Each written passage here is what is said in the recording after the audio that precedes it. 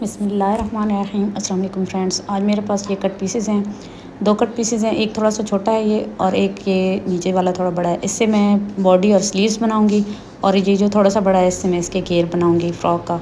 अब इसकी चौड़ाई मैं आपको दिखा देती हूँ कि कितनी है जिससे मैं घेर बनाऊंगी।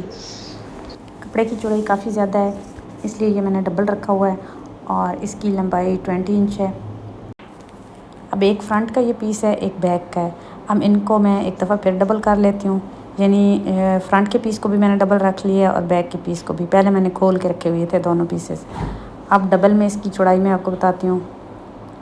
ये देखें 23 इंच, यानी 46 इंच ये फ्रंट का एक पीस है और 46 ही बैक का है।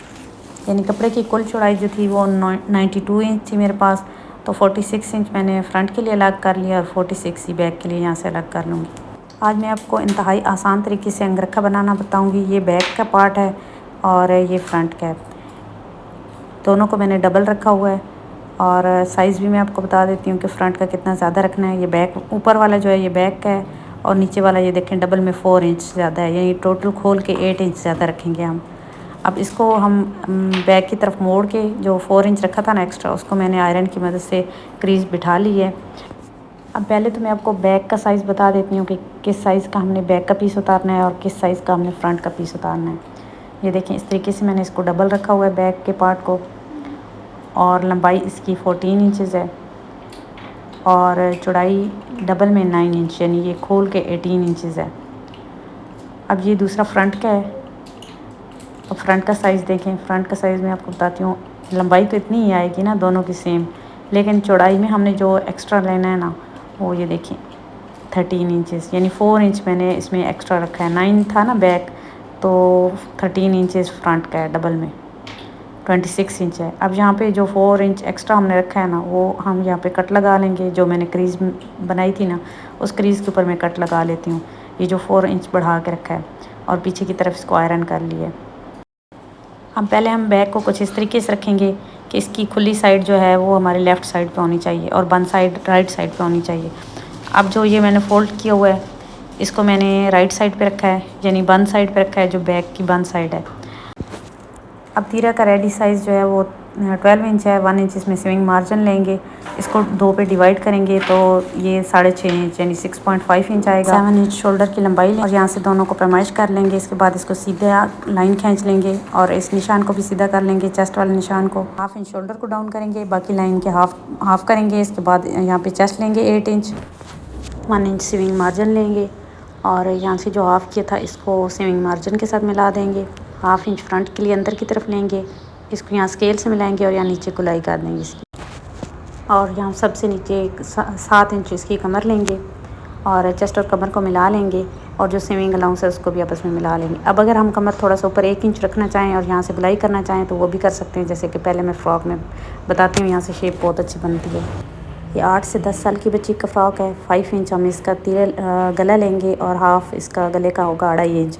2.5 इंच पे निशान लगाया, शोल्डर को जो डाउन किया था उसके साथ मिलाया, डबल की सारी कटिंग कर लेंगे।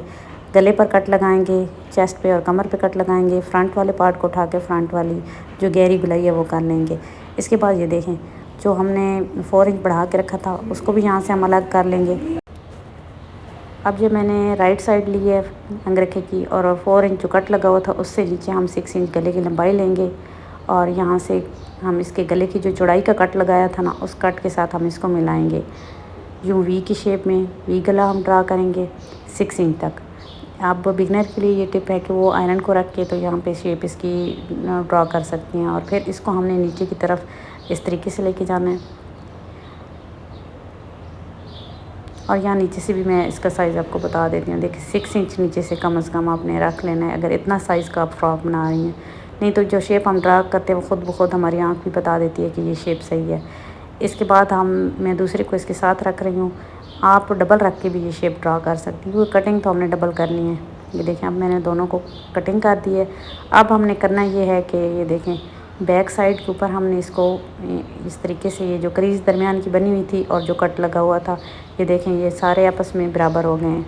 अब जो नीचे हम पार्ट रखेंगे ना, इसको हम 1 इंच यहाँ पे ठीक है बढ़ा के रखेंगे। فرمائش کر کے میں آپ کو بتا دیتی ہوں. یہاں پہ 1 انچ رکھیں گے اور باقی کا ہم کٹنگ کر دیں گے. جو پارٹ نیچے کی طرف آئے گا، ایک پارٹ ہم اوپر کی طرف رکھتے ہیں نا، اس کو نہیں کٹنگ کرنا. جو نیچے کی طرف آئے گا اس کو 1 انچ بڑھا کے تو باقی کٹنگ کر دینا ہے.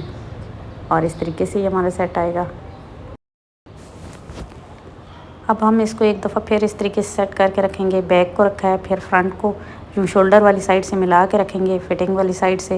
اور یہاں پہ گلے کی چوڑائی میں ایک نشان لگا لیں گے، اور ایک جو ہے تھوڑا سیونگ الاؤنس چھوڑ کے ہم نشان لگائیں گے. 2 انچ گلے کی لمبائی لیں گے، اور جو سیونگ الاؤنس چھوڑ کے نشان لگایا تھا نا، اس پہ ہم اس کی گلائی کچھ اس طریقے سے کریں گے. آپ کسی بھی سرکل چیز کی مدد سے کر سکتے ہیں، اس سے شیپ بہت اچھی بنتی ہے بیک گلے کی. اب ہم نے یہ وائٹ کپڑا میں نے لیا ہے، کیونکہ ساتھ کا کپڑا میرے پاس نہیں ہے، تو 1.5 انچ میں نے استر کی چوڑائی لی ہے، اور یہاں سے میں نے ڈبل میں کٹنگ کر لیا. یہ سنگل استر میں نے 1.5 انچ لی ہے. اب ہم اس کے بیک کے نیک لائن پر پہلے لگائیں گے استر پٹی. یہ دیکھیں اس طریقے سے رکھتے ہوئے ایک پیر کے فاصلے کی سلائی لگائیں گے، اور استر کو کھینچنا بالکل نہیں ہے، لوز چھوڑنا ہے استر پٹی کو، اور ایک پیر کے فاصلے کی سلائی لگا لینی ہے. اور کٹ لگانے ہیں اور دباؤ والی سلائی لگانی ہے، لیکن اس کو فولڈ نہیں کرنا ابھی. آگے جا کے میں استر کو ڈیٹیل آپ کو بتاتی ہوں فرنٹ کے گلے پر. اور یہ میں نے ڈیٹیل سے ویڈیو بنائی ہوئی ہے. بہت ہی آسان طریقہ ہے استر لگانے کا، اور بہت ہی خوبصورت استر پٹی لگتی ہے. اب ہم ان کو اس طریقے سے رکھیں گے کہ یہاں فٹنگ کی سلائی لگا لیں گے چیسٹ سے کمر تک. اور پھر یہ جو گھیر پہ میں نے سلائیاں لگائی ہیں، ان کا فرنٹ کا دھاگا، اوپر کا دھاگا اٹھا کے میں نے دونوں دھاگے پکڑ لیے ہیں. اور پھر چونٹس کو پہلے ایک دفعہ پورے کو کھینچ لینا ہے، تاکہ ہماری ایک جیسا کپڑا آئے چونٹ میں. پھر اس کو سیٹ کر لینا ہے، سیٹ کر کے برابر کر لینا ہے. جو اوپر کا پارٹ ہوگا اس کے جتنا، یعنی کمر جتنا، اس کو ہم نے برابر کر لینا ہے. اور اس کے بعد یہ دیکھیں، یہ ہمارے پاس اس طریقے سے کچھ جڑ چکی ہے فرنٹ اور بیک. یہ دیکھیں اس کو ہم سیدھا رکھتے ہیں، اور گھیر کو ہم اس کے اوپر الٹا رکھیں گے.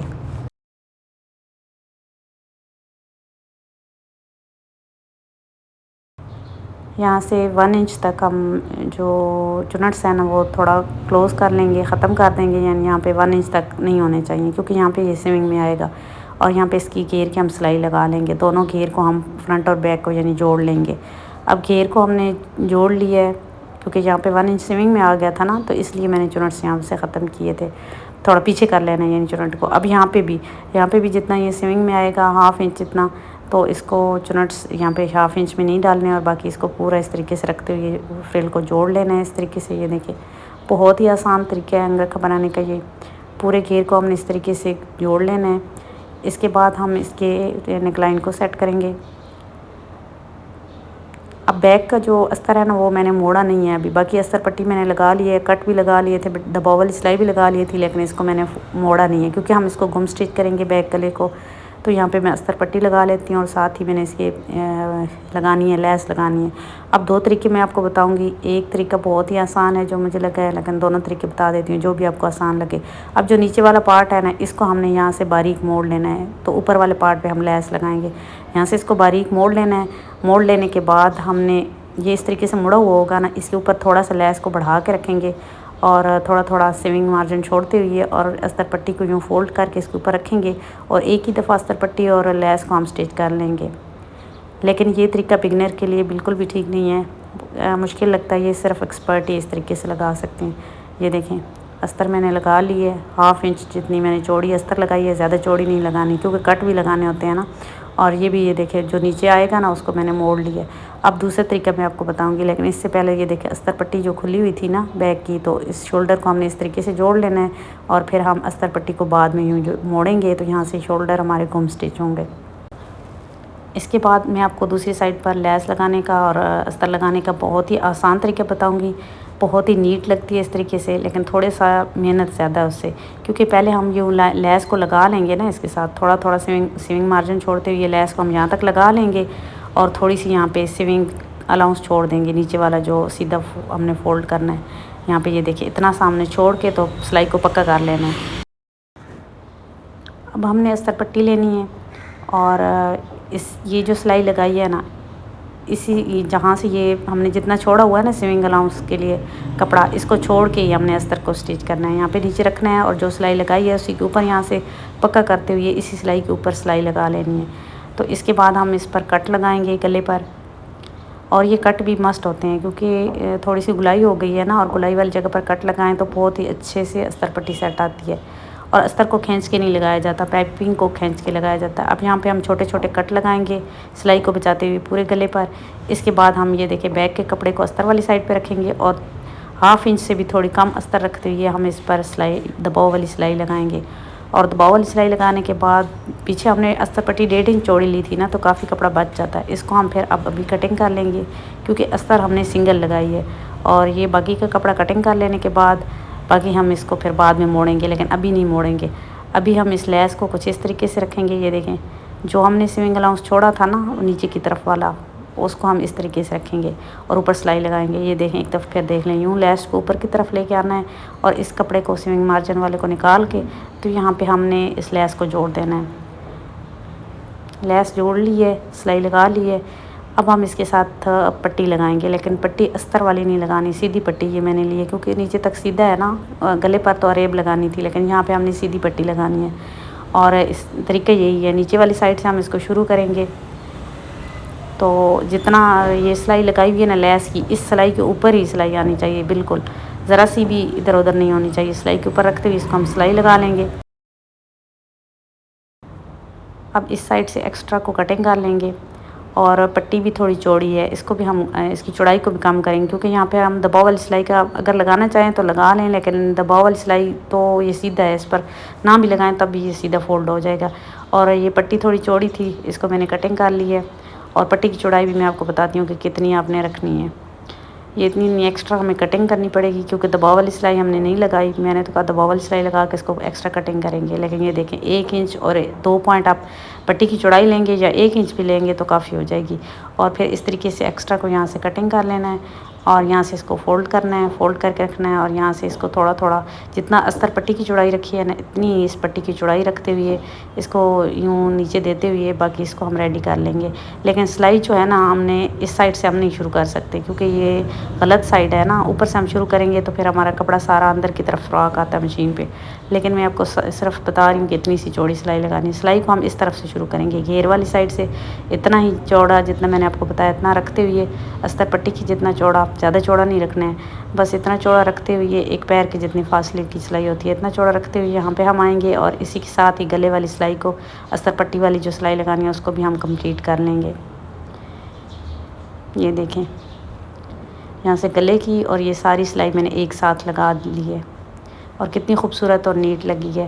اگر آپ اس طریقے سے کام کریں گی تو بہت ہی آسان ہے یہ طریقہ، اور آپ کا ڈریس بھی بہت ہی نیٹ سٹچ ہوگا۔ اور یہاں سے اب دیکھیں ہم اس کو گم سٹچ کریں گے۔ بیک کی استر کو میں نے ابھی نہیں موڑا تھا، تو یہ میں نے جیسا کہ آپ کو بتایا کہ سلائی لگا لینی ہے، اس کے بعد اس کو موڑ لینا ہے۔ تو یہاں سے یہ دیکھیں گلا گم سٹچ ہو چکا ہے، کتنی خوبصورت بیک کی استر بھی لگی ہے اور فرنٹ کی بھی۔ اب ہم نے اس کو سیٹ کر کے رکھنا ہے۔ پہلے جو بیک کی سائڈ ہے اس کو یہاں سے فٹنگ والی سلائی سے پکڑ کے سیٹ کر کے رکھنا، اور پھر فرنٹ والی وہاں سلائی سے کمر والی چیسٹ والی سلائی کو برابر رکھتے ہوئے یہاں پہ ہم سیٹ کر لیں گے، اور یہاں پہ ٹچ بٹن لگائیں گے۔ ٹچ بٹن لگا کے یہاں ہاف سے ہم سلائی شروع کریں گے کیونکہ تاکہ بچی کو پہننے میں آسانی ہو۔ یہاں سے سلائی کو پکا کرتے ہوئے شروع کریں گے، اور جہاں تک ہم نے بند کرنا ہے جتنا آپ کی مرضی ہو، آپ نیچے چھوڑنا چاہیں چھوڑ لیں اور باقی بند کر لیں۔ اور یہاں پہ ہم ایک ڈوری بھی سٹچ کریں گے، یہ میں شمع ڈوری سٹچ کر رہی ہوں، آپ کوئی بھی ڈوری لگا سکتے ہیں۔ یہاں پہ پہلے ڈوری کو اٹیچ کر لیں گے اس کے ساتھ، اور پھر اس کو ہم یہاں پہ پن اپ بھی کر سکتے ہیں، اور دوسرا آسان طریقہ بھی میں آپ کو بتاتی ہوں کہ کس طریقے سے آپ اس کو آسانی سے رکھتے ہوئے بہت ہی ایزی طریقے سے آپ اس کو سلائی لگا سکتی ہیں، جو کہ بگنر بہنیں بھی جو کہ نہیں سیکھنے والی ہیں نا ان کے لیے بھی بہت ہی آسانی ہوگی۔ اس کو تو میں پن اپ کر کے آپ کو رکھ کے بتا رہی ہوں نا۔ یہاں پہ جو یہ ڈوری ہوگی اس کو پہلے ہم سٹچ کر لیں گے، یہاں پہ پکا کر لیں گے، پکا کر لینے کے بعد ہم یہاں پہ اس کو پن اپ کریں گے اور پھر ہم سلائی شروع کریں گے۔ سلائی یہاں سے پکا کرتے ہوئے جدھر سے میں نے بتایا، اور یہاں اینڈ میں بھی سلائی کو پکا کر لینا ہے۔ اب سلیوز کی باری آتی ہے۔ سلیوز کے لیے یہ میں نے جوڑ لگایا ہے، اور پرنٹس کا خیال رکھتے ہوئے اس کو میں نے اس طرف رکھا ہے، اور جو ہے نا یہ دیکھیں اب میں نے اس کو اس طریقے سے چیر کے سلائی کو رکھا ہے کہ بالکل بھی جوڑ کا سیدھی طرف سے پتہ نہیں چل رہا۔ اب ہم 12 انچ سلیوز کی لمبائی لیں گے، اور جو عام سلیوز ہوتی ہیں ان کا ڈرافٹ بنا لیں گے، اور پھر اس کے بعد یہاں سے ہاف سے تھوڑا نیچے سے ہم اس کے پف کی جو ڈرافٹ ہوتا ہے نا وہ بنائیں گے، کیونکہ یہاں پہ پف والے میں نے آستین بنائے ہیں۔ تو یہاں پہ اس طریقے سے ہم اس کا پف ڈرا کر لیں گے۔ سمپل سلیوز کی میں نے کٹنگ نہیں بتائی کیونکہ اپنی ہر ویڈیو میں تقریباً میں بتاتی ہوں، اور یہ تو تقریباً ہر سسٹر کو آتی ہوتی ہے۔ سلیوز کی کٹنگ. اگر آپ کو سلیوز کی کٹنگ نہیں آتی عام والی تو آپ میری کوئی اور ویڈیو دیکھ لیں، بہت ایزی طریقہ میں نے سلیوز کی کٹنگ کا بتایا ہوا ہے. اب یہاں سے ہم پف آستین کو کٹنگ کر لیں گے، فرنٹ سے بھی اس کو شیپ دے دیں گے اور یہاں پہ ہاف سے تھوڑا بڑھا کے ہم یہاں پہ کٹ لگا لیں گے اور یہاں درمیان میں بھی کٹ لگا لیں گے اور فرنٹ سے بھی میں نے اس کو شیپ دے دی ہے. اس کے بعد ہم 2 سلائیاں لگا کے تو یہاں پہ ہم ٹانکا بڑا رکھتے ہوئے یہ چنٹس ڈال لیں گے اور اس کو ہم بند کر لیں گے. سلیوز کو فرنٹ پہ بھی میں نے لیس لگا لی ہے اور فٹنگ والی سلائی بھی لگا لی ہے. اب ہم ان سلیوز کو راؤنڈ میں جوڑیں گے. یہ سلیوز بہت ہی آسان ہے اٹیچ کرنا، کیونکہ چنٹس کو ہم کھینچ کے یا لوز کر کے تو ہم اس کے برابر کر سکتے ہیں شولڈر کے. تو یہاں پہ ہم چنٹس کو بالکل برابر کر لیں گے، درمیان میں کر لیں گے. یہاں سے اس طریقے سے چیک کر لینا ہے کہ چنٹس ہماری درمیان میں ہونی چاہیے، ایک سائڈ پہ زیادہ یا کم نہیں ہونی چاہیے، بالکل برابر ہونی چاہیے دونوں سائڈ پہ. اب پھر ہم ان چنٹس کے ہاف میں ایک نشان لگائیں گے. اب یہ جو ہم نے ہاف میں نشان لگایا ہے نا، اس کو اور جو شولڈر کی سلائی ہے اس کو ہم آپس میں برابر رکھیں گے، لیکن اس سے پہلے ہم سلیوز کو سیدھا کر لیں گے. اور یہ اوپر والی شولڈر کی جو سلائی ہے اور یہ آپس میں برابر رکھتے ہوئے ہم اس کو راؤنڈ میں سلائی لگائیں گے. تو یہاں پہ ہم پن اپ اس کو کر سکتے ہیں. پن اپ کر لینے کے بعد پھر ہم اس کو راؤنڈ میں سلائی لگائیں گے. شولڈر کو اور سلیوز کو سلائی لگاتے ہوئے یہ سلیوز اوپر کی طرف ہمیشہ ہونی چاہیے اور شولڈر والا کپڑا نیچے والی سائڈ پہ، اور دونوں یہ جو دھاگے ہیں نا چنٹس کے، ان کے درمیان میں سلائی آنی چاہیے. اس طریقے سے ہم اس کو راؤنڈ میں جوڑ لیں گے. اور فٹنگ والا یہ جو کپڑا ہے نا، اس کو نوک بنائیں گے. یہ نوک بنا کے ہم اس کو سلیوز کے اندر، یہ بھی میں کبھی آپ کو ڈیٹیل سے پھر بتاؤں گی، اس کو راؤنڈ میں سلائی لگا لینی ہے. یہ دیکھیں. اور یہاں پہ آسان ٹپ ہے آپ کے لیے کہ گلو کی مدد سے آپ اس کو چپکا لیں جہاں تک اپنے سلائی لگانی ہے، آئرن کر لیں ہلکا سا، اور پھر آپ ایزلی یہ سلائی لگا سکتی ہیں، جو کہ بگنرس بہنوں کے لیے، جو نہیں سیکھنے والی ہیں ان کے لیے بھی بہت ہی آسان ہے، جو ایکسپرٹ ہیں ان کے لیے بھی بہت ہی ایزی میتھڈ ہے. اور یہاں پہ ہم ٹچ بٹن لگائیں گے تاکہ بچی کو پہننے میں آسانی ہو. اب یہ ٹچ یہاں پہ آئے گا، ٹھیک ہے، نیچے والا ایک اوپر اندر کی طرف لگائیں گے. ٹچ اوپر نہیں لگے گا، ٹچ اندر کی طرف ہی لگے گا. پف آستین کے ساتھ یہ انگرکھا بہت ہی خوبصورت لگ رہا ہے. اس کا گھیر دیکھیں میں نے کچھ اس طریقے سے موڑا ہے. یہاں سے نا اس طریقے سے اس کی نوک میں نے کی ہے. یہاں سٹارٹ میں نوک نہیں بنائی، یہاں سے سیدھا رکھتے ہوئے اتنا ہم اس کو فولڈ کیا اور سنگل سلائی لگائی ہے. اور یہاں اینڈ میں نے اس کی نوک بنا دی ہے تاکہ لیس باہر کی طرف نکلی ہوئی نہ ہو. ڈوری کے اینڈ میں نے فیبرک لٹکن لگائے ہیں اور یہاں ٹچ بٹن لگا لیں گے. اور یہاں پہ میں لیس لگاؤں گی، کوئی بھی آپ لیس لگا سکتی ہیں. اس کے بعد اس کی فنشنگ کی باری آتی ہے ایکسٹرا دھاگے کٹنگ کرنے کی. یہاں پہ آئرن اس کو اس طریقے سے کریں گے، کھول کے پہلے رکھیں گے اور پھر اس طریقے سے آئرن کریں گے. یہاں پہ بھی آئرن کریں گے اس کو.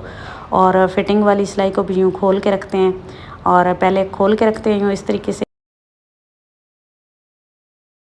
اس کو یوں پکڑتے ہیں اور پھر اس کو فرسٹ ٹائم اس کی سلائی جو آئرن ہوتی ہے نا وہ اور طریقے سے ہوتی ہے، بعد میں تو پھر اور طریقے سے کرتے ہیں. اس کو بھی اس فٹنگ والی سلائڈ کو اس سائڈ سے کھول کے رکھیں اور اوپر آئرن کریں، پھر پکڑ کے یوں ڈبل رکھ کے تو اس کو آئرن کر لیں. اور چنٹس والے جو دھاگے تھے نا، جو ٹانکا بڑا کر کے چنٹس گھیر پہ ڈالے تھے، وہ اور سلیوز کے سارے دھاگے نکال لیں گے. اور اس کے یہاں پہ گھیر پہ میں کچھ فلاور لیس 3D فلاور لیس لگاؤں گی. فرینڈس، اگر آپ کو میرا انگرکھا بنانے کا طریقہ آسان لگا ہو اور پسند آیا ہو تو ویڈیو کو لائک کرنا بالکل نہیں بھولنا. ملتے ہیں ایسی نیکسٹ کسی ویڈیو میں، تب تک کے لیے اللہ حافظ.